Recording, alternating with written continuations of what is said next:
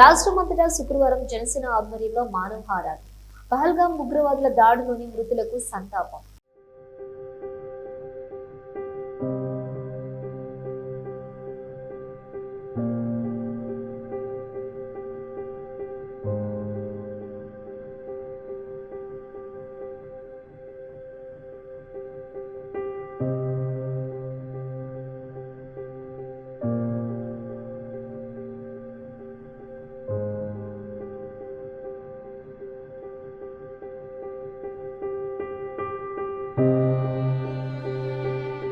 మన దేశానికి ఒక దుర్దినం, ఒక కాళరాత్రి. కాశ్మీర్లోని పెహల్గాంలో 27 మంది అమాయకులను టెర్రరిస్టులు ఊతకోత కోయడం అంటే చాలా దిగ్భ్రాంతికరం, చాలా బాధాకరం. ఈ సమాచారం తెలిసిన వెంటనే గౌరవ డిప్యూటీ సీఎం శ్రీ పవన్ కళ్యాణ్ గారు, జనసేన అధ్యక్షులు వారు చాలా కలత చెందారు, ఆవేదన చెందారు. వెంటనే ఆయన సందేశాన్ని, ఆయన మనసులో ఆవేదనని ట్విట్టర్ ద్వారా వ్యక్తం చేశారు. ఈరోజు ఉదయం పార్టీ నాయకులు శ్రేణులతో మాట్లాడుతూ మనం దేశం కోసం సంఘీభావం తెలపవలసిన సమయం ఇది. 3 రోజుల పాటు జనసేన పార్టీ తరపున సంతాప దినాల్ని పాటించాలని ఆయన ఈ ఉదయం ప్రకటించారు.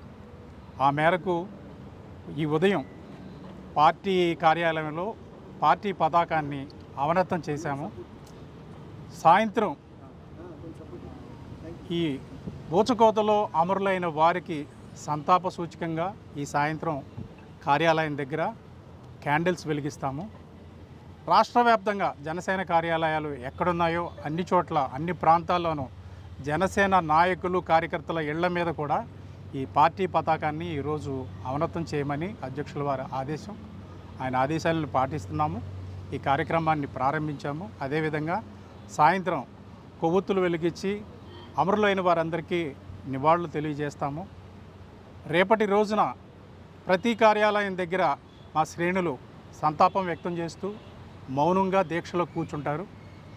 అదేవిధంగా 3వ రోజున రాష్ట్ర వ్యాప్తంగా కొవ్వొత్తుల ప్రదర్శన, మానవహారాలు జరుగుతాయి.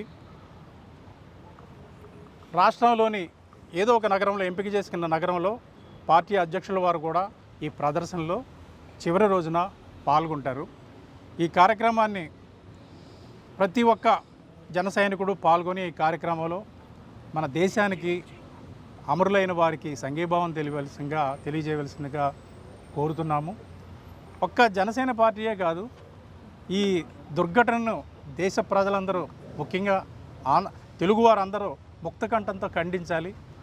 మన బలాన్ని మనం తెలియచేయాలి. బలం మీన్స్ సామరస్యపూర్వకంగా, శాంతియుతంగా, సంఘటితంగా మేమందరం ఒక్కటే.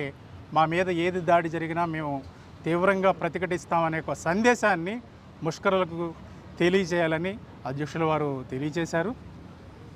ఈ సందర్భంగా అమరులైన ప్రతి ఒక్కరికి, వారి కుటుంబానికి సంతాపం తెలియజేస్తూ వారికి తీవ్రమైన వారి ఆత్మకు శాంతి కలగాలని ఈ సందర్భంగా ప్రార్థిస్తున్నాము. ఒక్క నిమిషం మౌనం మీ ముందు పాటిస్తున్నాము.